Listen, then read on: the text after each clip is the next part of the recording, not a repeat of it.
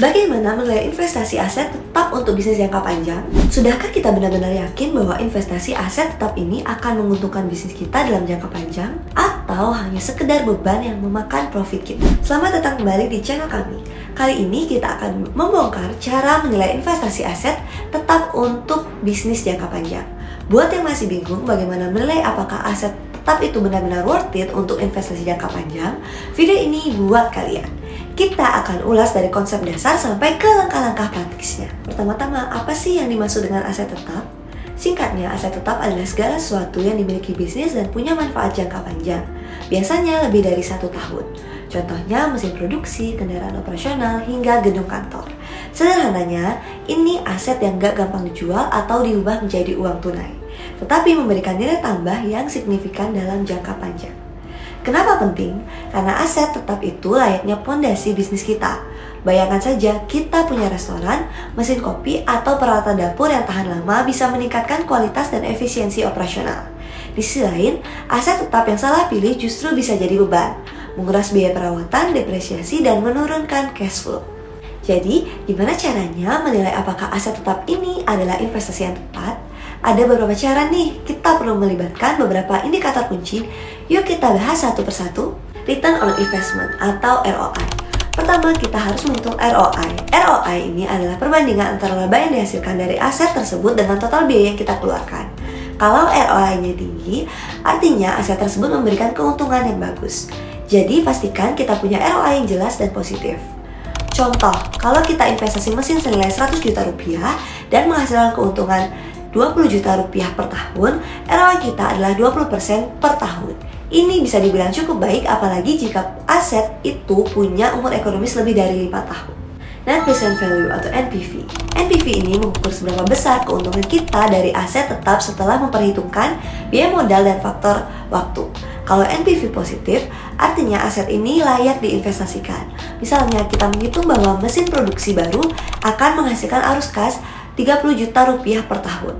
Selama 5 tahun ke depan, jika total arus kas yang didiskon lebih besar dari harga awal mesin, ini pertanda bagus. Internal Rate of Return atau IRR. IRR adalah tingkat pengembalian yang membuat NPV sama dengan 0. Jika IRR lebih besar dari biaya modal, maka investasi aset ini dianggap menguntungkan. Misalnya, jika biaya modal kita 10% dari IRR dari mesin produksi, kita mencapai 15%. Artinya kita punya margin keuntungan yang lebih besar dari biaya modal. Payback period. Terakhir, payback period adalah waktu yang dibutuhkan untuk mengembalikan modal awal dari investasi tersebut. Makin pendek payback period, makin cepat aset ini bisa balik modal dan mulai menghasilkan profit. Misalnya, kalau payback period mesin produksi kita adalah 4 tahun, artinya dalam waktu 4 tahun kita sudah bisa mengembalikan modal awal dan sisanya adalah laba. Sekarang kita masuk ke tantangan dalam menilai aset tetap. Investasi kita nggak selalu mulus. Ada beberapa risiko yang perlu kita waspadai. Biaya perawatan yang tinggi. Aset tetap seperti mesin atau kendaraan biasanya punya biaya perawatan yang nggak murah. Nah, biaya ini bisa meningkat seiring waktu dan jadi beban buat cash flow kita. Depresiasi. Depresiasi adalah penurunan nilai aset seiring usia pakainya. Setiap tahun nilai aset tetap menurun, dan ini perlu dicatat agar kita tahu berapa nilai pasar saat ini. Depresiasi juga berpengaruh pada laporan keuangan dan pajak kita. Risiko teknologi yang kadaluarsa. Teknologi terus berkembang dan ini bisa bikin beberapa aset tetap kita jadi ketinggalan zaman. Misalnya, mesin produksi lama mungkin nggak seefisien mesin baru dan lebih hemat energi dan lebih cepat.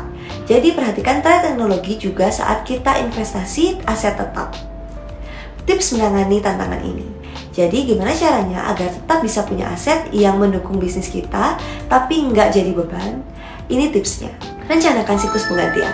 Buat rencana kapan aset perlu diganti atau di-upgrade sesuai perkembangan teknologi dan kebutuhan operasional.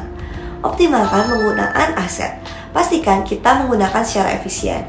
Misalnya mesin produksi yang optimal, penggunaan kendaraan terjadwal, analisa biaya dan manfaat.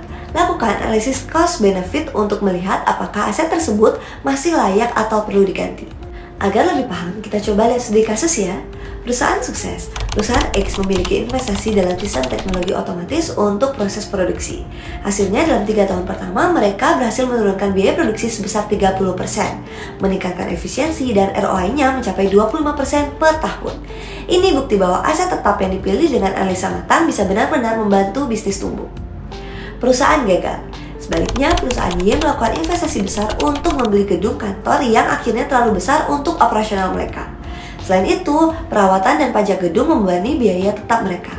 ROI mereka rendah. Bahkan setelah 5 tahun, inilah resiko jika kita nggak teliti dalam menganalisa aset tetap. Jadi, sudah paham kan bagaimana cara menilai investasi aset tetap untuk bisnis jangka panjang? Dengan mengukur ROI, NPV, IRR, dan payback period, kita bisa lebih bijak menentukan apakah aset tetap ini akan benar-benar memberikan keuntungan atau justru jadi beban. Solusi praktis, langkah terbaik yang bisa kita ambil adalah selalu buat rencana investasi dengan data dan analisis yang tepat. Evaluasi semua aspek sebelum memutuskan. Ingat, aset tetap yang tepat akan menjadi fondasi bisnis yang kokoh. Tapi aset yang salah justru bisa menguras profit kita. Jangan lupa subscribe, share video ini jika kalian merasa video ini bermanfaat. Dan sampai jumpa di video berikutnya di mana kita akan terus belajar strategi keuangan bisnis bersama-sama.